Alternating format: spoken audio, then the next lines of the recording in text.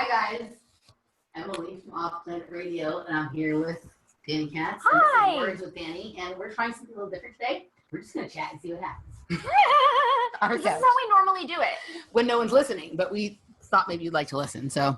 Exactly. And we realized we should have started recording a few minutes ago, but. Right, because we were doing really cool stuff with like dimensional time slips. Yeah, and talked about Chuck Palahniuk and talked about. Right, and Helena Bonham Carter. Helena Bonham, Club, yeah, which is her sexiest role ever. And we talked about being liminal criminals with psychedelics and right. whatnot. So we should have been recording, but we haven't. So hopefully we'll be able to pick up. We will be able to pick up with some other interesting stuff. And we are. Dani has a few notes, but we may go elsewhere. And brought notes. We'll see what happens. It's good she brought notes. We get off track sometimes if she doesn't.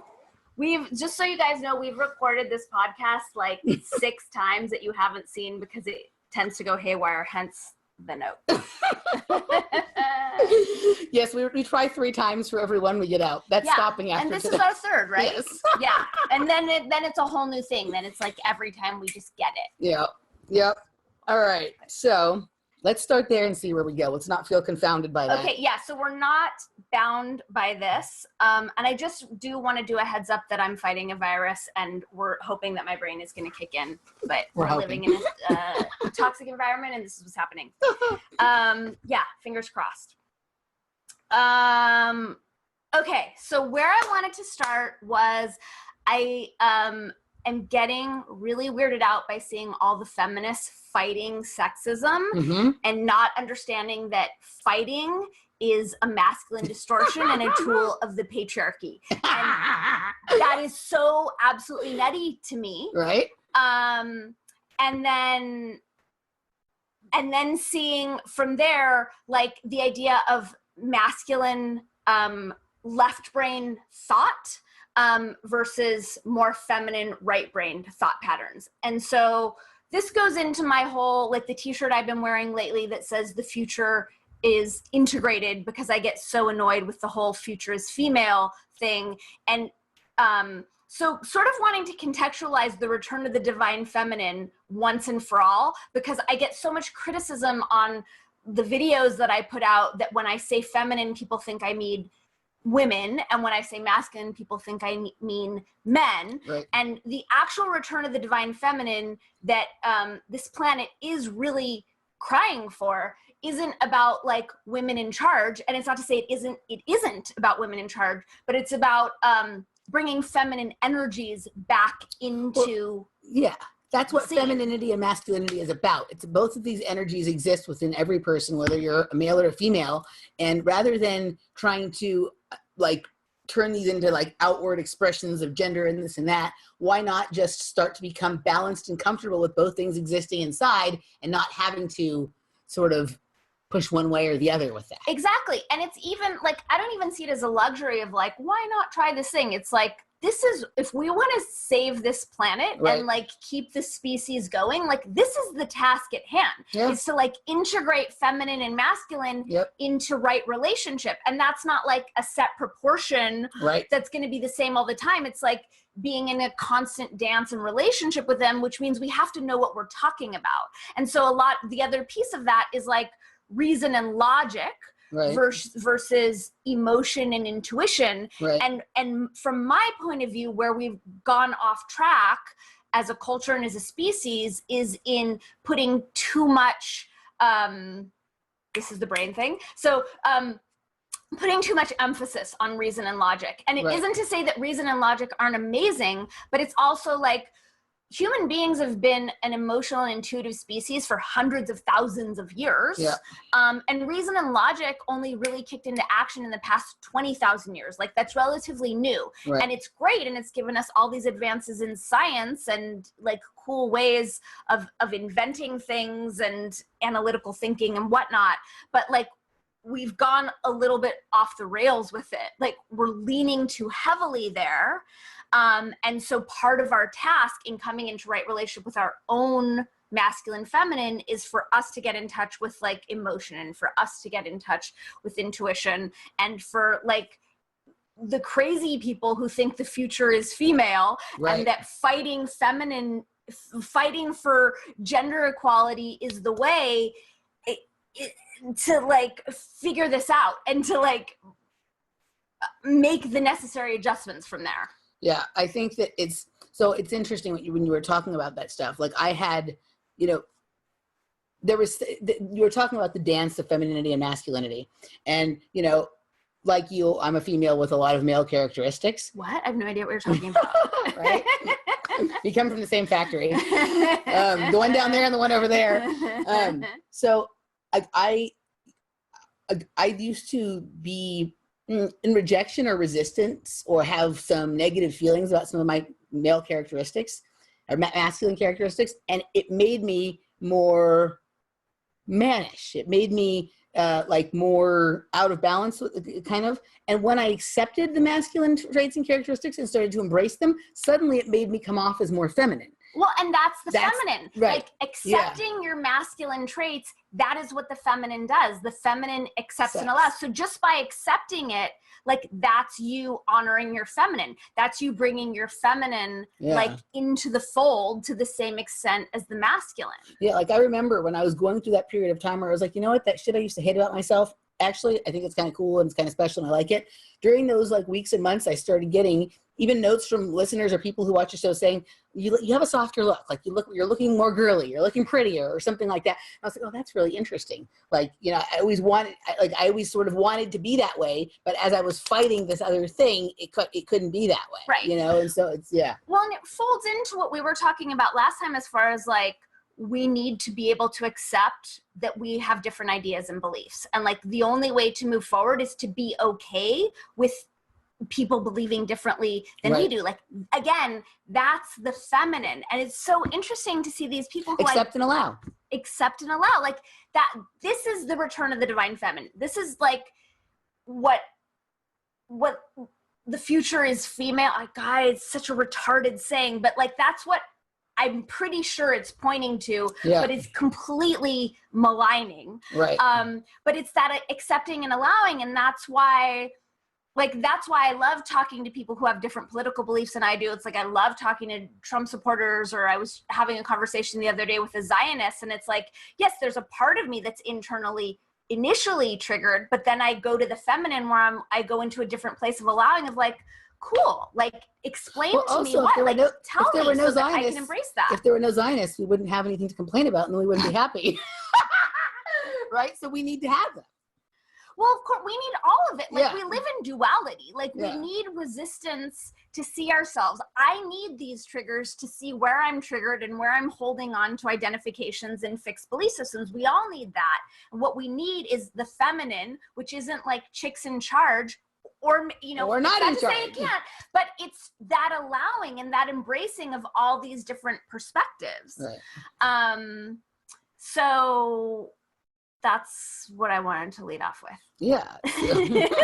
Good job. You led off with it, which we're already doing better than last time, because last time you were supposed to lead off with something and you were like something totally else. In totally different direction. Yeah. So no, I agree. I like this accept and allow thing. As I become more and more, I've been in this sort of informational awakening, whatever the fuck, I hate that term, but like whatever this is that we're in, I've been in it for a really long time. And there's a lot of phases you go through. And anyone that I know who I really consider to be like an honest seeker of inner truth and that kind of thing gets at a certain point, comes to the place where they're like, we don't all have to agree. It's more interesting if we don't. And I'm suspicious of people who cannot accept that somebody feels differently than they do and still act like a human being. Yeah. It's not like this browbeating people over the head. Like I find it annoying that my dad like enjoys sitting there and watching CNN all day, but all right, I don't change the channel. I don't like turn the TV off. Like that's what he wants to do. That's what he wants to do, and yeah, like I don't get triggered people anymore when people are, call me a Trump apologist. I'm like, I didn't vote for him. I've been called that too. Yeah, it doesn't. Okay, like if that's what you need to feel, like if that's what you need to believe to feel better, okay. Right. I don't get worked. I don't get bent out of shape. I don't get worked up. It doesn't actually bother me at all. Like I don't. I'm also one of these people that's like, and I want to, and I hate that I have to say this, right? But like, it doesn't bother me that there are racist people. It's not how I choose to be. and it's not how I want to live my life. But like, if that's what they're choosing to do with their life, so be it. They're missing out on a bunch of cool people. Well, of course, like there's room for all of us, and I want to jump on the racism thing, but I'll bookmark it because I know that wasn't our thing. Yeah. But it's weird with the like seeing the feminists like fighting and using this aggressive energy of like the intolerance for the male sexual shadow, and what seems like to be the aim of the Me Too movement is not to allow it and learn how to work with it and not disempower ourselves in the face of it and try to understand it and then like evolve with it. It's to cut it out. You know, it's like a very Western medical paradigm thing of like, removing tumors and stuff. That's like that. Patriarchy. Yeah. Like these are the downsides of patriarchy, is this very like us, them, black, white fight to not understand the integrated whole. So it's weird to me that because I'm watching this Me Too thing and this sort of neo-feminist movement, and it feels so masculine and so patriarchal. And then anytime I make mention of it to someone who, you know, is identified with this movement or this point of view, then I'll get the like, oh, I'm just supposed to be meek and coy and quiet. And it's like, I'm not. That's not what we're saying. And I've also noticed like how much, this doesn't really have anything to do with this, but how like when I get into a conversation with someone who's holding like a standard issue narrative. Yeah. It's the narrative shit that I can't. Because there's no critical thinking going on, and they're actually not speaking to what I'm speaking to. They'll like throw out a talking point that maybe like semi relates, but there's no actual discourse going on. And any feminist that I've talked to about this is like so stealthily identified with this narrative that there's no space to actually have a conversation and find out like, well, what do you really think? Where's the truth? You can't even find out they don't even know what their own actual personal feelings are. They've just like been sucked into this whole narrative, right? Like I just spent a couple weeks ago, like a few days at a retreat with, you know, people who are sort of in the same information pool as we are, but like kind of a different section than most of what I've integrated with before. And it was so refreshing because these people were not married to narratives at all. There was one person there that I felt like was running a little bit of a narrative, you know what I mean? Right. But in general, like they were just like, nah, they know a lot of the stuff we know. Some of the stuff they don't, doesn't really matter. They're just observing what's going on. They feel how they feel. Sometimes, you know, it was really cool because even in my super high information crowd, it's really easy to get like into a certain narrative, whether it's the victimhood narrative or whatever it is, right? Like the narrative thing is scary. And what you were saying about the feminists being and the Me Too people being super masculine, like just look at somebody who's like super identified herself with the Me Too, and that's Rose McGowan. Okay. Like she used to be very feminine looking, and now she's like got like a shaved head and she's all angry looking, and she's, you know, like, you seen her? Some of these pictures? Yeah, I have. She's got this like super like angry masculine like kind of thing going on. That so feels weird. like a reaction to have it's twofold for being overly sexualized and objectified, but also for overly sexualizing and objectifying herself. Like that's my take on it, as well as being like a 40-something woman in Hollywood and sort of like it. I mean, a lot of her, I don't follow her super closely. Yeah, but I don't know anything about her. A lot of it feels like a reactive stance, and also, and you know, I don't want to badmouth her. But I hear what you're saying. Yeah. It does. I'm not trying to badmouth her either. It's just weird. Yeah. Like, I saw the picture of her and she just looks like an angry boy. Well, that's so much of what like various waves of the feminist movement have been, are like women acting like men to get ahead, which like makes sense if we're going to continue to empower patriarchy. It's like, okay, if you want to play that game, then go ahead and act like a man. But it seems like, aren't we ready to leave that game behind? And especially since the word patriarchy is being so maligned right now, and you know, that is what it is. It's weird to see these women who are identified as feminists using the tools and the methods of the patriarchy. They haven't shut Patreon down for being too much in line with the patriarchy. Yeah.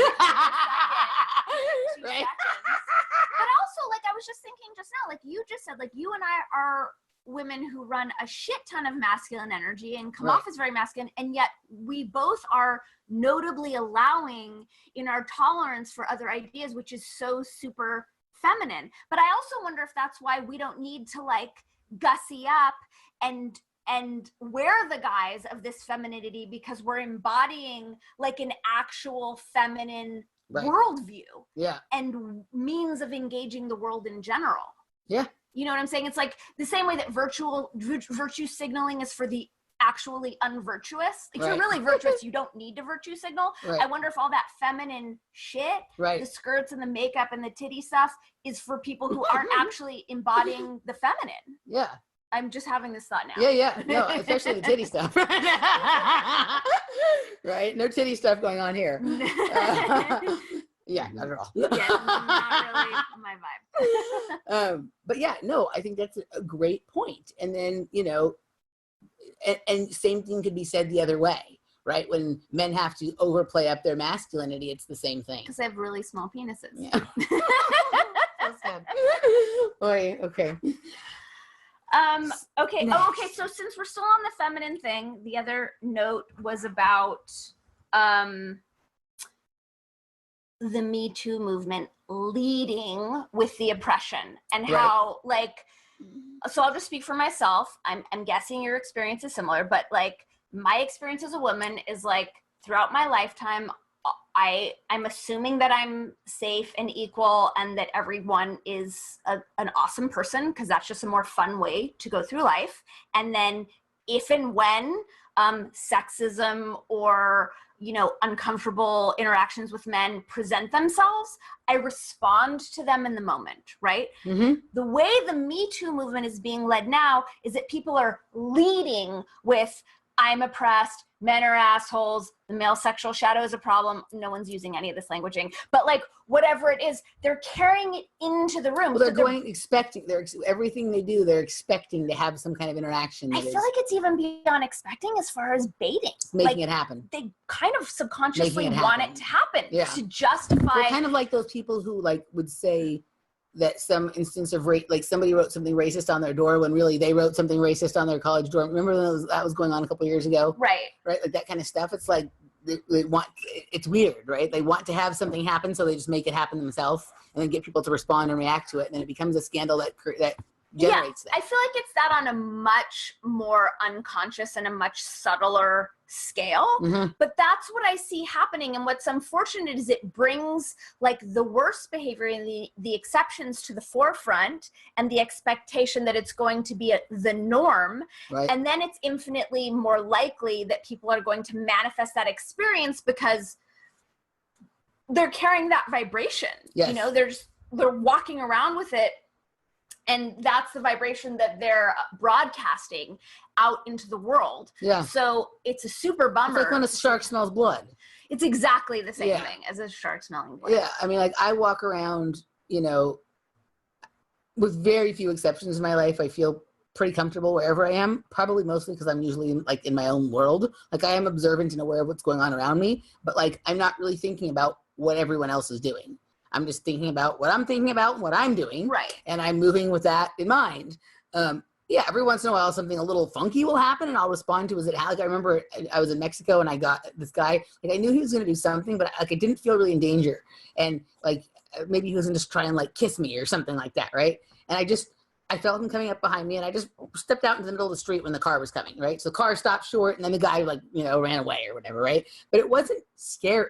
Right. You know what I mean? Like it wasn't scary. And then, you know, the only, like, I've never really had any instances of what I would consider to be sexism. I mean, general silly shit, like, you know, whatever, like, you know, but I guess I would sometimes have trouble when I was coaching gymnastics. Sometimes I would have trouble with some of the male coaches. Right. And it generally, part of it I think was because, you know, I was coaching beam and my girls were really good on beam and they weren't scoring as good on the other events and whatever. So I don't know if that was really because I was a woman, it made it look that way maybe.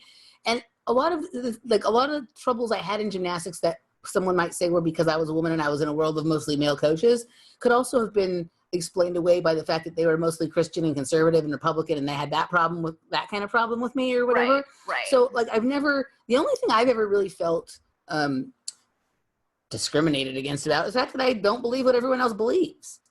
No, I'm very similar, and I think it's also tricky with you and I because we're so outspoken. So it's like, is it is it the woman card? Is it just that I have a big mouth? You know, but Yeah. I'm the same as you. Like, I've never felt unsafe. I've traveled all over the entire world by myself. I've walked in shitty neighborhoods at 3 a.m, and it never occurs to me that I'm not totally fine. Yeah. And I haven't had, you know, I've been very blessed that I haven't had any experiences where I feel unsafe. I'm talking about the silly stuff, like general dumb shit that every woman experiences at some time. But again, it's like, and I think that's part of it as well. Like, because I'm not attracting that to me, because that's not my worldview, and I don't feel like I'm not afraid of men, so I don't feel like a weak victim that's like unsafe in the world. And when stuff comes up, I deal with it in the moment and I shut it down. Yeah, I'm just like, this isn't okay. Yeah. So I think that's weird with the Me Too, that everyone's leading with it. And I see that, but I see people wanting that kind of drama right now to justify their outrage and to justify their victim stories and to justify all of their unintegrated trauma that they're projecting out. I don't even understand why does everybody want to be angry so bad? Like right now, there's a couple things in my life that I could be annoyed or angry about, but I'm kind of just like, because you and I do our work. Because you and I have done, like, we've healed so much trauma and so much. It's like, if you're actively dealing with your shit, then you don't want that stuff. But I mean, my analysis of what we're seeing in the world is just a shit ton of unintegrated trauma and rage from a lot of people who have not done their work and just want to be victims and blame everyone else. They haven't done it and they're not doing it, right? Like, not at all. You can tell the difference between when someone is doing their work and they're still having some of these like freakouts or weird stuff happen, but it's different than when someone hasn't done it and is not doing it. Completely. And that was that was one of those brain things. No, well, I was gonna go into my rage analogy, but I feel like we've kind of covered this topic and that it's not necessary to go there. Okay, should we move on to the next? Yes. Okay.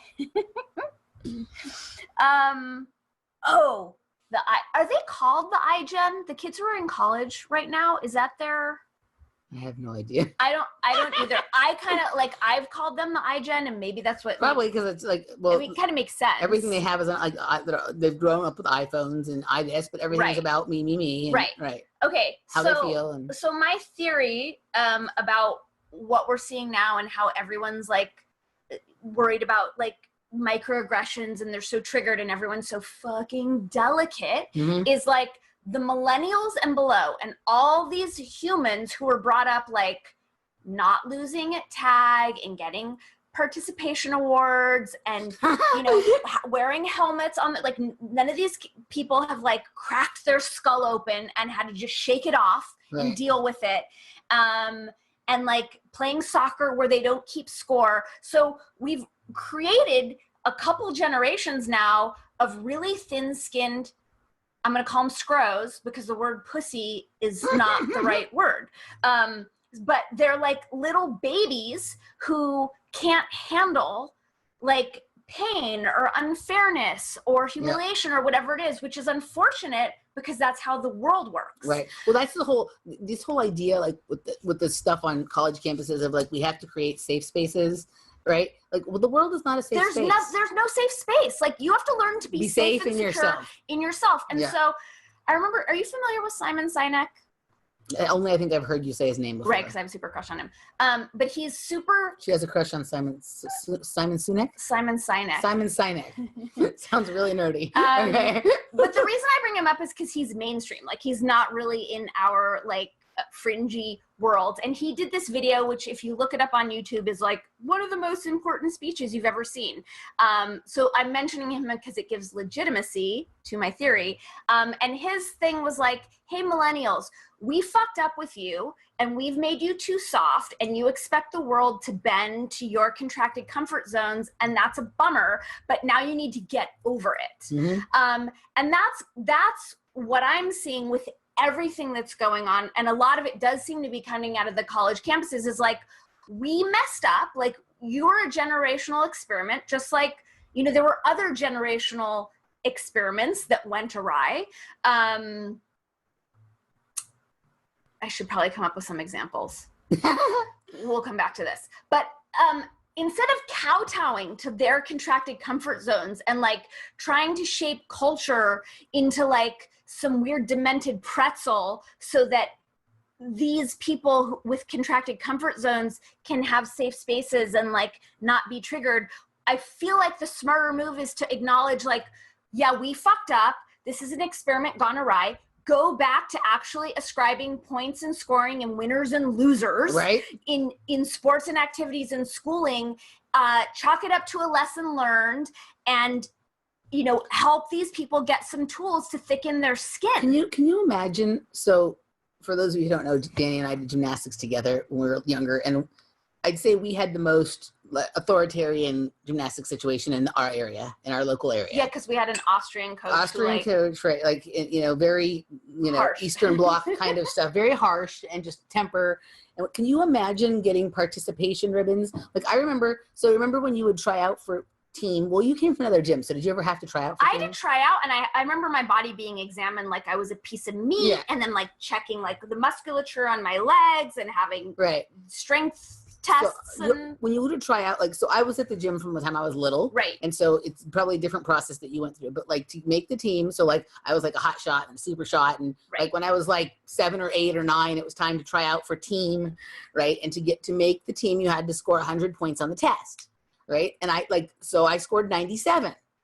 Right. And it was like, you know, like that's pretty close. But, you know, the fact that I didn't get it, like when I came back and took it again the next time, which was like 3 months later, I got like 112 or 120 or something like that. Right. And so you were motivated by the loss. Right. Like, you know, probably was more motivational to miss just by 3 points than if I had gotten like 80. Right. So, but that's important to have those big losses, those little losses, you know, and like, I don't think, I mean, there was not participation ribbons. Like you got first place or fifth place or whatever, but there was not like, here's your ribbon for participating. No. And it's also like, you have to lose so that you can learn the emotional tools to be able to deal with loss and to be able to like learn from your mistakes and to motivate yourself to like get your skills up to par to do better next time. Instead of like whining that it's not fair. And just whatever you do is okay. And just like whatever you do is okay because because it's you and you're a special snowflake and you participated. Yeah, it's super gross and it's weird. Like, because I was flashing, you know, I was looking at like the Evergreen situation with Brett Weinstein, and then I just saw something with Christina Hoff Sommers talking about like whatever nonsense at Oberlin, and like the kids in the front row having their mouths taped, and then there was a room set up for like the triggered people with like puppies to coddle the people in the audience who were traumatized by the microaggressions. I think we don't know what you're talking about, so what was going on and why were their mouths taped?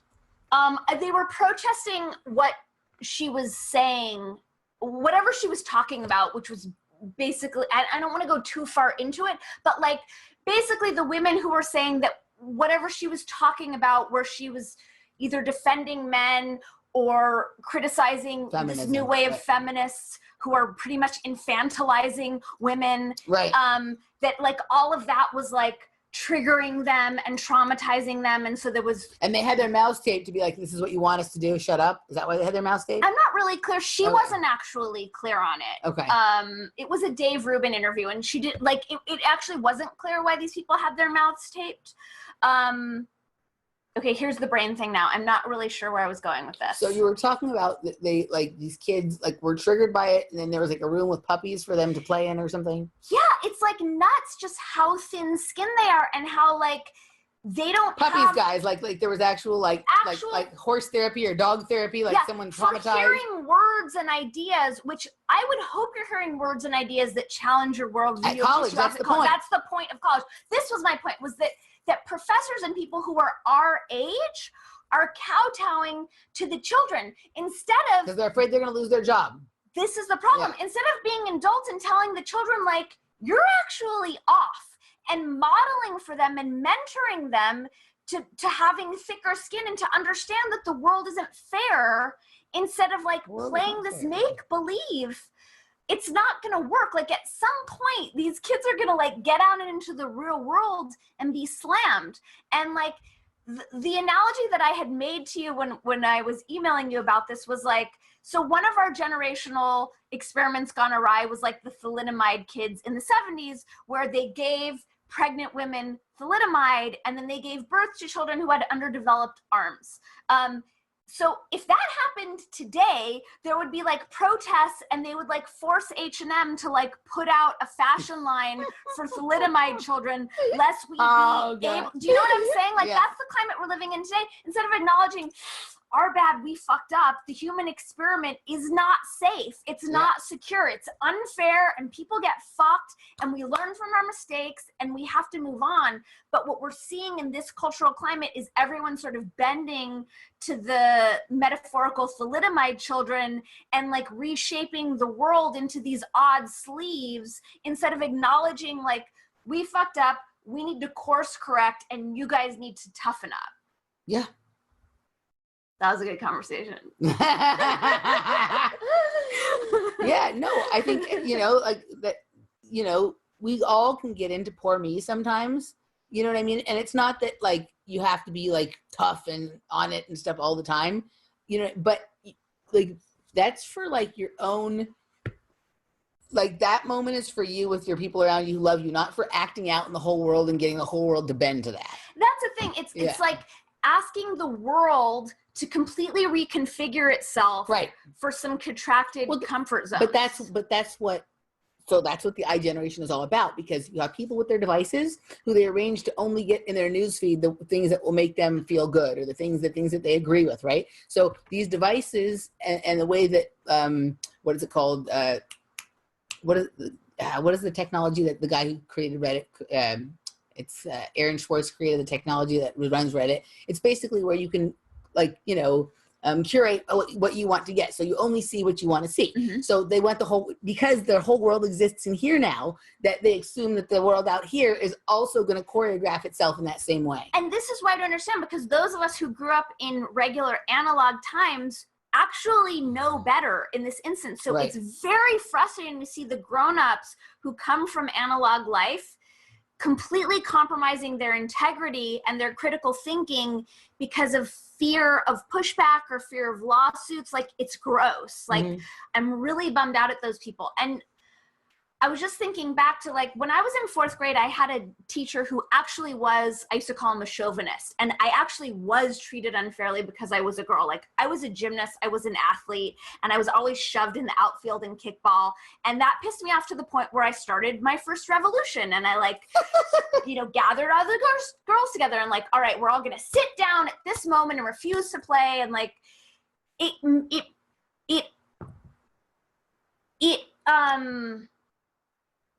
it helped shape me into the revolutionary that I am today. Like, I know that was a very formative experience for me. I actually led a couple revolutions in his class because of that, where it was good for me to have that, to be treated unfairly and to be marginalized as a girl, because it gave me the mettle and the chutzpah to fight back against that, which kind of drives a lot of what I do. And we're taking those opportunities away from these kids by making this, like, you'll never have that happen to you. Everything will always be fair. Little world. It's such a bummer. It's boring.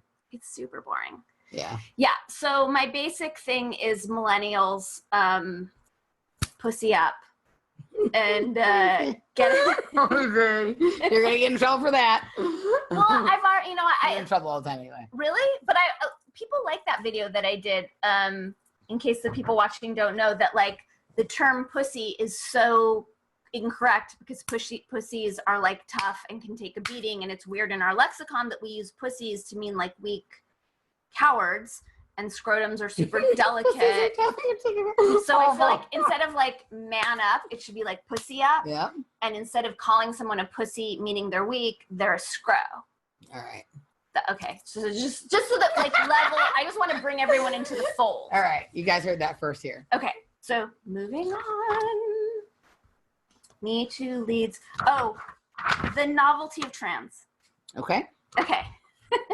Not the novelty of trans, the novelty of trans. Yes. So it occurred to me that we're handling the trans situation completely. That's the transgender situation. Thank you. That we're handling the transgender situation completely wrong. Agreed. Or you and I aren't, but most people are. Right. But the gist was, like, when you and I were growing up, I was not exposed to anyone who was thinking that they were born into the wrong gender and wanted to transition. And yet now we're seeing it more and more and more. We're seeing it with so much consistency. It seems that novelty is emerging on our planet and that the human species is mutating into something different. And so it's weird to me. Whether it be natural or unnatural, that's what's happening. Right. Like, whether people choose to have gender reassignment surgery, like, let's just table that, because that's Well, no, what I mean is whether it's happening as a natural evolutionary phenomenon, right, or whether BPA it's because BPA or soy or fucking parasites or whatever. Yes, exactly. Regardless of why it's happening. And we are all being invited to expand beyond binary gender definition. And so it's weird to me that as novelty is emerging, that we're trying to shove it into this same old box and make it look like what we think, you know, old school gender is supposed to look like. Like, man and woman in those delineations, those were set up in our culture before this trans phenomenon started to emerge. So it seems smarter and healthier and kinder and more compassionate for us to expand our ideas of gender and to not marginalize a group of people and say, hey, you need to, like, go through these surgeries and take 1 million pharmaceuticals to look right like the old way. That just doesn't feel like a smart way to handle it now. It doesn't feel like a sustainable way to handle it moving forward. I think the best way in this is, you know, the highest form of novelty is individuality for all individuals, right? And so for me, that what that really means is, like, maybe the way to approach this is, rather than transitioning genders, transcending gender altogether, and just everybody is their own unique self that has masculine and feminine qualities and characteristics in whatever balance works best for them in their life. So according to that, would it work for you if, like, in this moment, I'm Dani, a woman, and then I meet you for dinner tomorrow, and all of a sudden I want you to refer to me as, like, he and him, and I'm a dude?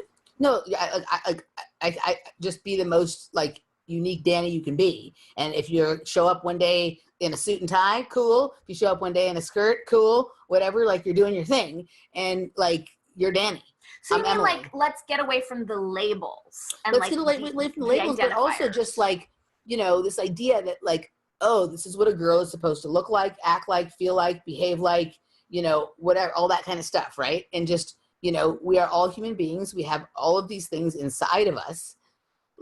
Let each one of us express them in whatever way we see fit at that time, in that moment, and not expect everybody else to bend themselves and contort themselves around to what we're doing at that moment. Just be your fucking self. Who cares what anyone else thinks? I know. Well, I mean, I totally agree. And I feel like that goes, like, transcending gender. Like, I just want to transcend all identities. Yeah, all identifiers. I'm so other than who you are, because they're a cage and they're a box. Have a personal identity that you are creating, that you can mold and transition and transform over time.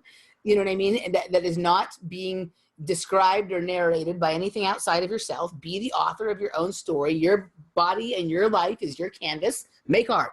Right. Ooh, I like that. So yeah, so the gist was novelty is emerging. We're not handling it correctly. And then the last place I wanted to go on that topic was that conversation has become so loud, and it's become pretty well established that, like, if you're an open-minded progressive person, that we're going to expand ourselves beyond binary gender roles. Okay.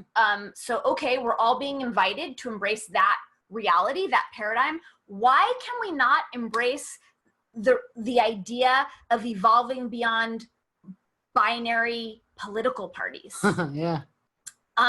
Because that seems to be, like, a really limiting cage right now, that we're stuck with Republican, Democrat, especially given the clusterfucky chasm and even within that, and I just thought of this, I'm sorry, I didn't mean to interrupt. No, go ahead. But even within that, like, the trans people are not allowed to be Republicans, right? So they can't. Black people, right, and black, right, and women, right. So it's interesting, even though, okay, we say like we're stuck in that binary thing, but it isn't even really binary. You have to be the one that your situation sort of ascribes you to. It doesn't even give you the choice of one or the other. There's no transitioning. Well, I mean, you must get it it all, because I know I get it a lot. People are shocked that I don't identify as a Democrat. I also don't identify as a Republican, but like based on the, you know, the boxes they can check and how I physically present myself, like people are completely thrown if you're not embodying the box that they want to shove you it's in. less for me now that like I get less of that. I don't know if it's just because like I have a public forum a little bit and I'm more outspoken. I don't know if it's that, or if it's just people don't really know what I am, and so it doesn't matter. You know, I'm not into any of it. I don't think one is preferable to the other. I'm, you know, completely outside of all that paradigm.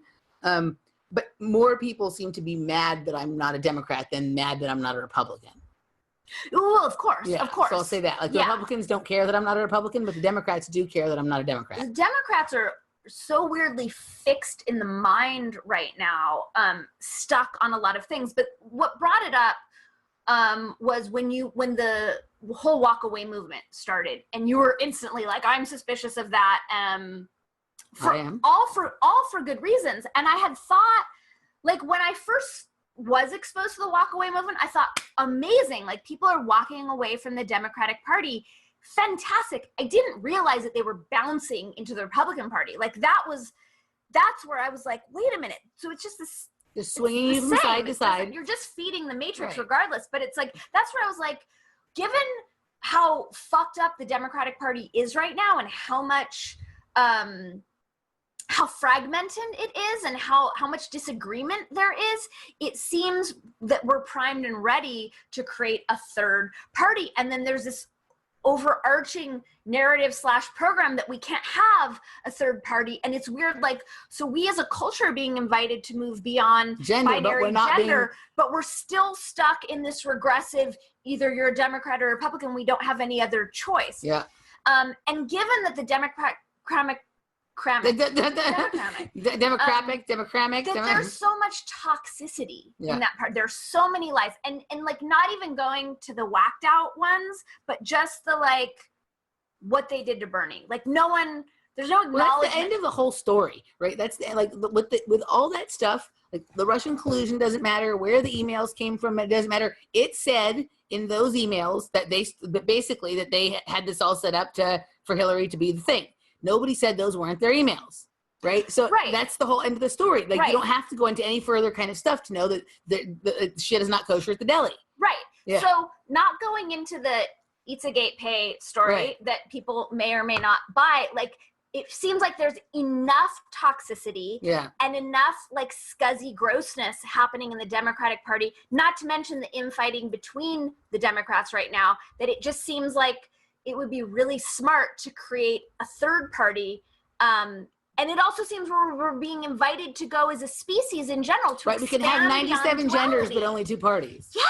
So why not 97 parties? Exactly. Yeah. Like, and seeing, and I know we're not going to, I don't want to take us too deep in the IDW because they're mainstream and not that exciting right now, but like seeing so many intellectual dark web for those intellectual dark web, but seeing people who are really open-minded and smart and it feels like from my perspective have outgrown the confines and the constraints of the Democratic Party, still doubling down on wanting to save the Democratic Party. It's like, it's toxic, it's fetid, it's rotten, it's dying. It's like when somebody has gangrene and they're wanting to save their fucking toe. Right, is not cut it off. But it's not even cut it off. It's just like start a new, that whole entity is dead and dying and doesn't have a lot of life. And given how many people are walking away from the Democratic Party, like it just feels like such a great moment to start something new, especially since I don't see the Democrats talking about any brilliant solutions. They're still whining about everything they hate.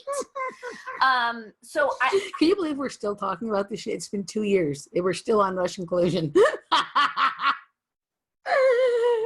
Can't with the no evidence. And this is what I want to know is what on earth would they talk? Okay, so if you said you can't say the word Trump or the word Russia, Nazi, or the word Nazi, what would they talk about? They're like all the news media would go out of business. I know. And then great, but let's censor 3 words. Russia. I'm not for censorship at all, but those 3 words. Oh my God, this is the perfect segue into the next section. Okay, so moving on from the brilliant third party idea is the words racist, rape, and Nazi. It seems like no one in this country actually knows what those words mean anymore, right? Given how recklessly and how often they're bandied about. Right. So moving into the quantum languaging portion. Yes, this is going to be the language. We're always going to try and include a little languaging section. We have the quantum language hacker here. We do. So sorry. No. Language hack for Emily. Apology rejected. All just for growth. We're learning as we go. So, well, let's just start with Nazi since we just mentioned Nazi, even though it's actually third on the list, but I'm being very flexible. Right. So the word Nazi actually means National Socialist. That's what the word actually means, National Socialist. Oh, I didn't know that. The Nazi Party were the National Socialists. Okay, so where I'm seeing it is it seems like people who think that censorship is a great thing, and that bigotry and that hitting on Trump in a loud and intolerant way are all virtues, exactly. So whenever I challenge those narratives, not because I'm a Trump supporter, and another thing that I don't like that I need to say that, and the reality is that in this cultural climate, okay, I don't need to say it, but I'm choosing to say that so that I'm not called an alt-right Nazi Trump supporter. But you are! No, I still am.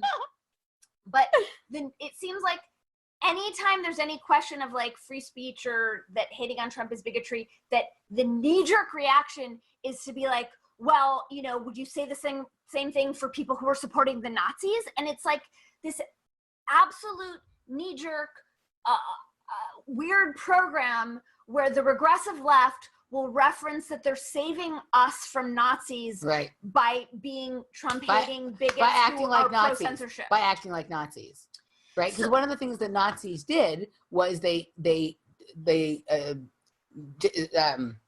disseminated propaganda, right? They censored the people who disagreed with them, and then they acted to try and, you know, sort of silence or get rid of them, like, you know, which is happening here. Maybe they're not killing people or whatever, but they're getting people fired from jobs. They're getting people to lose their shows. But it's a pot kettle black situation, right, yeah. Because it's like, because because my question is, who are the Nazis? Like, who do you think the Nazis are in this situation? I really don't know. But my leap is that they think that Trump is a Nazi. Right.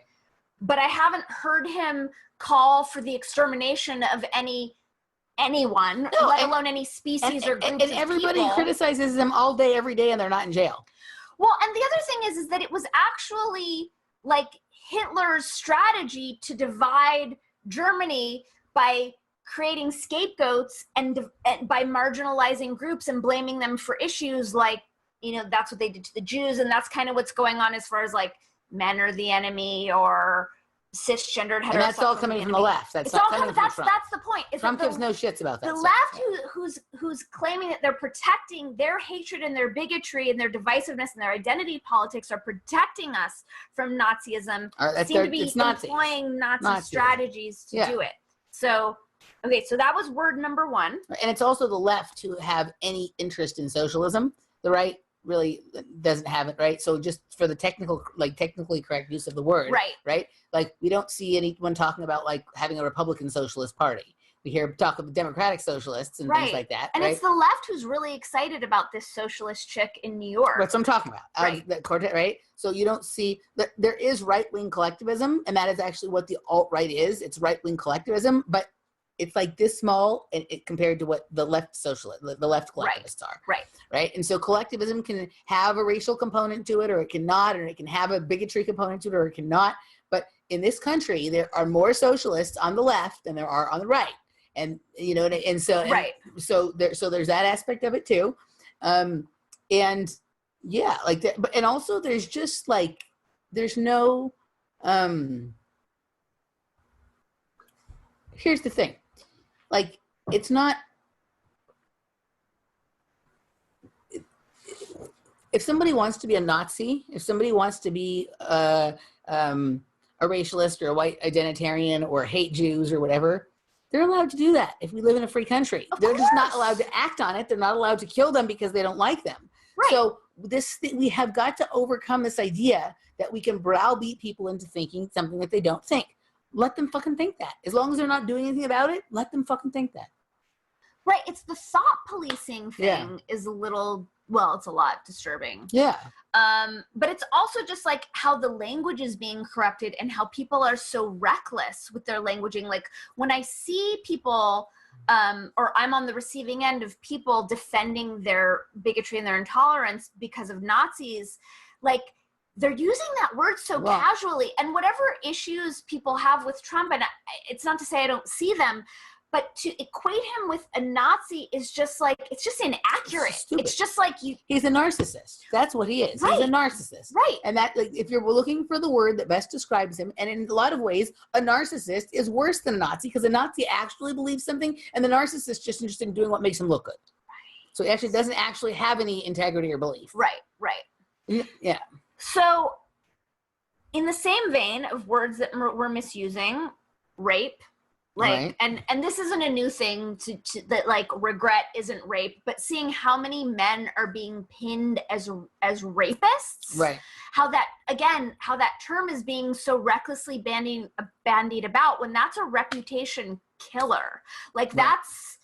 That's something that I would like us to be a lot more responsible with. And then hearing these, and again, this isn't super so that we can actually take right action when that's actually the case. Well, because it also feels like it's disrespectful to people who've been raped, who've actually really been raped. Mm-hmm. That like, oh, I had sex with someone and a week later, I wish I hadn't, and I've been raped. Like, no.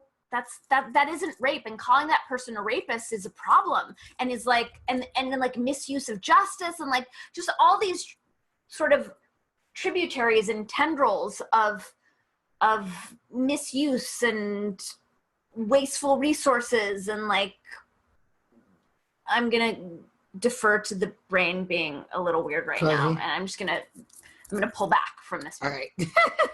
But the other word is racist and racism, and that one's really, really well. They're trying to change the definition. There's people who are wanting to say that it's power. It's power. It has to be racism has to include power and privilege. Well, I thought that's always been no. So like people have been misusing racism to think that racism is just like you don't like somebody because of their race. That is racism. That's it. It's not. They say that black people can't be racist because they don't have power or privilege. That's not true. Right. They're not authoritarian because they're not in a position of authority. You can say that okay, like there's more white people that are authoritarian or something, but not even really. They can't even really say that. Like that isn't. Racism is simply not liking someone because of their race or not wanting. Yeah, that's it. It's nothing else. It's and this bigotry, power privilege shit is bullshit. That's playing out in the realm of race. Yeah. But also the way I'm seeing it is in taking specific actions or, a dumb tweet or a stupid joke, and all of a sudden that person is a racist. Right. So that's something that's really like Roseanne Barr, like the thing with Roseanne. Completely. It's like conflating like an stupidity with racism. An off-color tweet. Yeah. And now her reputation is that she's a racist. Now like that's her. Like she's going to go down in history she's still here, so it's yet to be seen. But the fact that she's being called a racist and labeled, she has lots of issues. She's not a racist. A racist. And I don't know about you, but I've been called a racist a bunch of times because, for my videos and my thoughts and whatnot. And it's just like, that's just so fucking inaccurate. Yeah. Like, and I don't like this trend of stapling identities based on dumb behavior. Like Jesse Jackson called New York Hymietown back in the day. Right. His reputation isn't ruined. He's right. not labeled an anti-Semite. I would doubt that that's on his Wikipedia page, but like right now, that's everyone's number one thing with Roseanne. People love to give that to Trump and all the other people. And just like, my general point is the misuse of these words, and it's and misuse of words that really damage people's reputations. Yeah. Is bumming me out. Well, nobody actually knows what anything means anymore. I know. So stupid. Yeah, and the one that bothers me is the way people throw around the term fascism. People like think anybody who's like, like they think that, believing something different than what you believe is fascist, right? And then they go about doing things that are okay, so they'll say that people on the left will say that people on the right are marginalizing them, right? And it's because they're fascist. But then those people on the left, Antifa or whatever, will try to shut down the speech of those people on the right, which is actual marginalization of somebody, right? So that still isn't fascism, but they're not even understanding their own definition of it. And at least on the planet that I come from, a long time ago, or what I first understood fascism to be, was what Mussolini also called corporatism, which was the merger of corporations and governments. Right. And in that case, the country did not just become fascist when Donald Trump became president. We've been living in a fascist country for at least 100 years. Yeah. Probably longer. For sure. Probably since the beginning of this country. It was, Well, is there also... Our government is a corporation. So that is the definition of fascism. I mean, we're straight up oligarchy, but is part of fascism also the if you're not with us, you're against us perspective? Or is that different? I think that can play into it, but that also can be the same thing with, communism or whatever, whatever. Right. So I think that's just, that's tribalism, kind of groupthink or whatever. Right. Yeah. I mean, I was accused of going back to racism. Like when I posted my thing, which was how you and I ended up getting back in touch after the election, when I was like, hey, attention everyone, calling anyone like a disgusting, sociopathic, misogynist, like that is also hate speech. Like, and that was what had people calling me a racist. And it's like, do you understand what that, again? Right. Basically, anybody who disagrees with you is a misogynist, a racist, a fascist, a Nazi, or whatever. Right. And that what you're saying is like calling them that is actually hateful. It's also just inaccurate. Right. I'm talking about like the them vibrational frequency of the words that are hateful and that allow us to dehumanize one another so that we can do shitty things to one another. Right. That is hate speech. Well, it's okay to punch. It's like that. It's okay to punch a Nazi thing, right? It's not okay to punch people unless they're a Nazi, and then it's fine. It's exactly that. Yeah. So this is crazy. I got a text from a girlfriend last week that was like, hey, we're taking my dad off life support. I know you're tapped in. Would you like say some prayers for him? And I was like, of course, no problem. And then there was a follow-up text as far as like how she was feeling about it. And she was like, he really is a good man, even though he's a Republican. Like that has anything to do with it. It was like, what? Have we gone this far into the outer limits that like, oh, I wouldn't pray for your father's blessed, graceful past? Like that is so cuckoo to me. And like she's lovely and like part of it was like cheeky and joking. I understand like we all get weird around death and make jokes to make it okay and whatnot, but it was like, wow, like in the same breath as this ask and dealing with like taking her father off life support, she actually thought to put that in. Like it was just, but that's because of what's going on right now. That is so close to the forefront of people's minds that when their dad is dying, they're having confusion about whether they're good or not because they're a Republican. Right. Okay, so I think that does it for this section, but I'm just gonna, there was the linguistic viruses. And just the other thing, I just want to throw this in, just because we mentioned the Roseanne Barr thing, that like within the 24 to 48 hours after she posted that tweet, that story, like when people would relay what happened, it was always attached to her career is ruined. She'll never work again. And I didn't understand how that was a logical leap. I didn't like, that doesn't have to be a career ruiner. That doesn't have to be that she's destroyed. But the fact that no one could tell the story without tacking that on. They want people to be fearful of saying anything, making jokes of saying anything, because they want people to go, oh, if I say something that isn't totally politically correct, my life will be ruined. So therefore, don't say anything that isn't totally. But I'm also wanting people to start to understand how the propaganda machine works and how social and cultural engineering works. And if no one said that, that might not be the case. Right. But also, like they've been doing that with her whole career. Like, I know. Her career has been ruined, and she was gonna like burn in hell a million times. She's still here. She's a cockroach. She'll never die. Do you think it was because I've also heard people? I think she's awesome. Do you think people? Because I've heard two stories. One, it's because she's a woman, or it's because she's a Trump supporter. But I mean, she wasn't always a Trump supporter. She used to be a Green Party person. No, I think it's just because she's. I don't think it's either. I don't think it's because she's a woman or because I think it's because she's an easy target, because she's a flawed human being, and she's been open about being a flawed human being. So she's an easy target. Well, and I think also because she doesn't kowtow to the status quo. I think because she's a wild card. I think it's because the Matrix can't wrangle her. Nope. Yeah, she's free range. Yes. Yeah. Okay, glad we worked that out.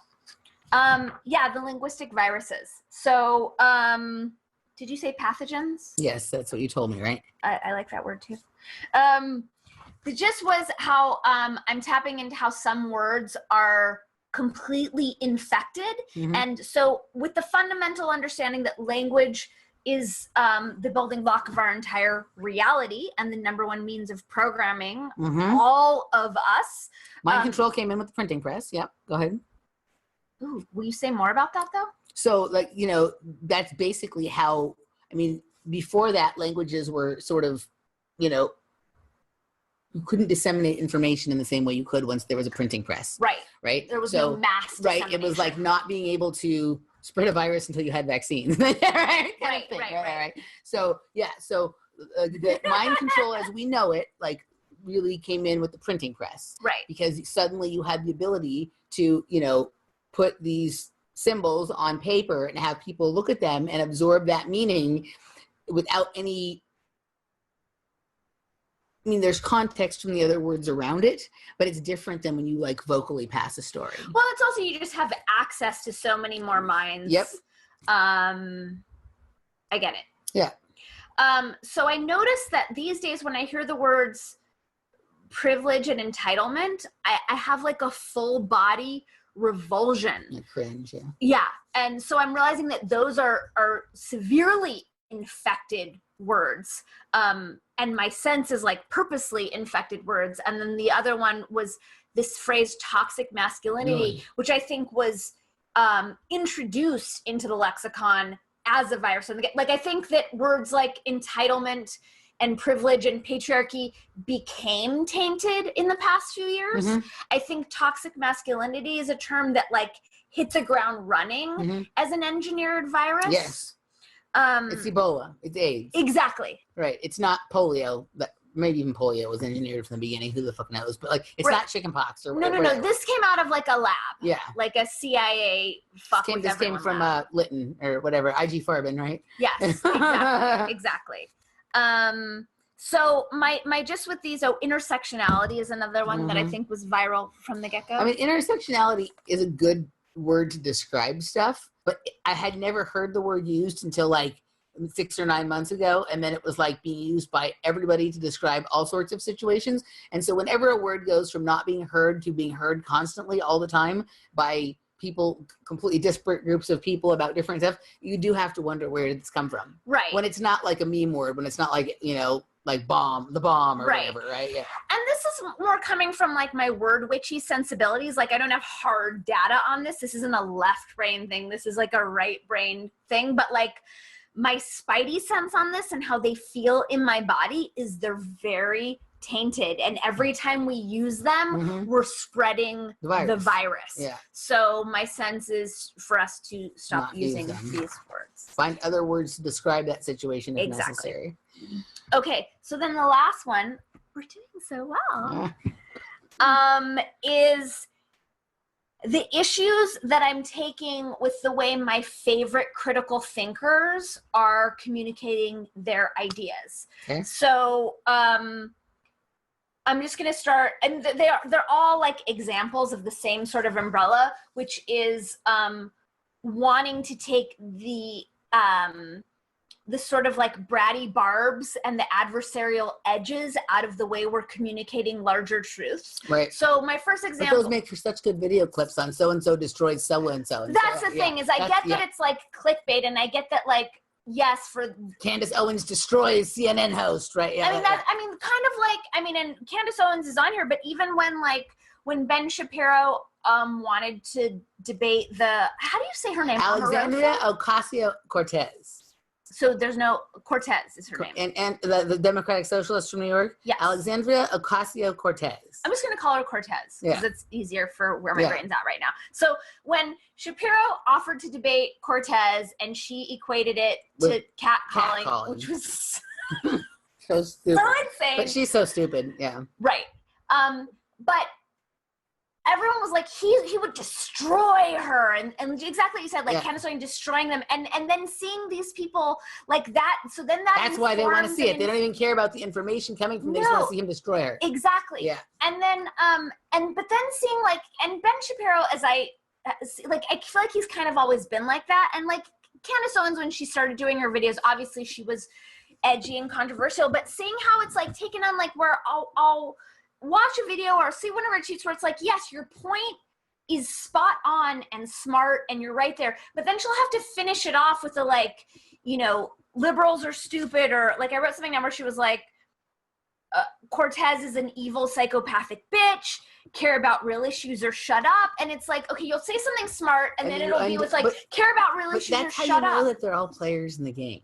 But it's such a bummer because totally. No one's clean. Like, everyone's a fucking asshole now. It's like, you can't just, and I feel like Caitlin Johnstone is another one where it's like, so many of her ideas are just so salient, so spot on. She's a critical thinker. Caitlin Johnstone is a journalist. She writes for several publications. She's left, but she's critical of the left, and she's fair. But she does do what you're talking about. But she does what I'm talking about, where there'll be these barbs and this name calling, and it's just not necessary. And really seeing her going after McCain now that he's dead, and the name calling, and well, I've been disturbed by both sides of the McCain thing, right? You have people like a few people being really, really nasty, but then you also have all these people like even Ocasio-Cortez talking about he was the picture of human decency. Well, that's not true either. Yeah, I mean, it's weird when people die, again, and now I'm realizing this is coming up for a second time, like, we do have a tendency to put people on pedestals, but it's also weird to just completely shit talk, and I want us to get it, like, it's dehumanizing. The name calling and the shit talking allows us to behave in ways that are not okay. Like, it allows us to enact violence. That's what allows us to kill other human beings. So it's really disturbing to see people who have the benefit of like a more expanded perspective and some real deal critical truth, and then sullying their truth and their ideas with this shit. Even Jordan Peterson, who I don't, I don't have him on a pedestal. I see a lot of what he's doing is flawed, but his whole thing of like this dig with the regressive left and having to angle everything against the left. It's like, just let your ideas be their ideas. And why do you have to position yourself as being against anyone and having to otherize other groups? It's bumming me out because the people, it's dry days out there for like people who are speaking critical truths in a clean way. And I'm bummed about it because the people who I am getting the closest thing to truth from are sullying it for me by angling it against other people and throwing shit like this out. And so then my other example of this is Christina Hoff Sommers, and she does have a sarcastic bent. But I'm bummed with the sarcasm. I'm bummed that like sarcasm is this thing that we've elevated to this like humor. It's like saying somebody has a good sense of humor. Oh, this person's sarcastic. Like it's like a virtue or a quality or something. Yeah, exactly. Yeah. And like the example that I used was like on these online dating sites, like how many of the men, like this startling majority, will list sarcasm as like one of their best qualities. I mean, it must be because there's such a limited amount of words that they're allowed to use in these things. So it's weird that we have sarcasm built upon this pedestal, and it bums me out because it's like these people have truth on their side. Like this, I think that the things that Christina Hoff Sommers are saying, for the most part, are true and are right. But then it comes, when it's delivered through sarcasm, it has this bratty edge, and it makes it hard to swallow, and it's off-putting, and it's divisive. And so I'm kind of calling for these people who are smart and who are, have these expansive worldviews and are speaking these truths to like tone down that edge. And I don't know if they're just doing it to get more clicks or to get more likes, if it really is just a social media internet thing that we're seeing. Do you know what I'm saying? Yeah. But from like a communication perspective and like a humanist perspective, I don't think it's helping us. Like, we're already so divisive, so divided, and it's already so edgy. Like, with just people, like say your thing and don't like say your thing and don't provoke. Like Candace Owens, like It's so unnecessary. I can't stand listening to her anymore for a couple of reasons. Since she's become a conservative? Well, no, I mean, whatever. I don't care. Like, she, because of what you're saying, but also there's something about the way she speaks. She doesn't, like, I don't even know what the word is to say, but something about the way she talks, the way she says her words, she, like, doesn't finish it. Like, I don't know, she doesn't, this is going to wander off into really weird territory, but it's like she doesn't complete the mouth motion correct. I don't know. I can't listen to her. Her words blend into the next words. She doesn't finish her words. There's like a laziness about it. She's just like. Yeah. It's more present sometimes than others, but it really bugs me. I mean, it's kind of like my thing with Camille Paglia. They're like, okay. It's like, it's to the point where like, it's very hard for me to listen to her because of that unfortunate tick. Yeah. But yeah, I mean, Candace Owens has shifted quite a bit. I mean, she looks ridiculous now too. She looks like a politician. She looks like she's getting ready to run. She is. She looks like she's getting ready to run for. Of course she is. You know, she looks like she's going to be appointed to the State Department or getting ready to run for a president or something. I mean, I don't fault her for it. It's a smart. I mean, I do fault her for it. It was more fun the other way. Oh, it was more fun for us because we're not identified with a right or left. It's going to give her a very interesting career as a right-wing politician. Like, I don't agree with it. It's not where I would want her to go. I was more of a fan when she was woke black girl. Yeah. Before she's whatever she is now. When she was red pill black.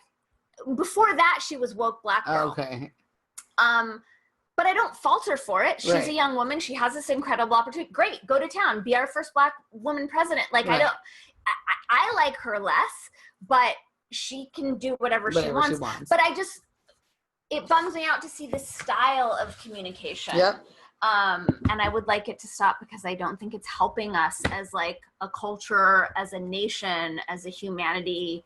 And that's all I got. I agree.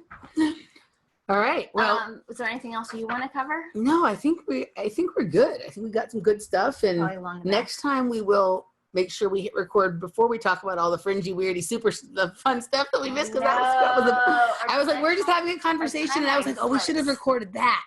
That could have just been the show, but this was good too. But before we go, we just wanted to ask if there's anybody out there in the Los Angeles area who has any video or sound skills who would like to hang out with Dani and I for an afternoon once in a while to make this better. The lighting would be better. The sound, the setup. Would be yeah, all of it. Some camera skills, something like that. So and if you dig us and want to play with us, help. Yes, help. Anyway, all right, so cool. So we'll be back soon with another episode of Words with Dani. And thanks for listening, guys. We'll see you next time. Thanks for tuning in. Oh, tell them where they can find you. Oh, they can find me at DaniKatz.com, and then you can click through there for all of the various things that I do and offer. And you can find me at OffPlanetRadio.com or on Facebook at Emily Moyer. See you next time. Bye. Bye.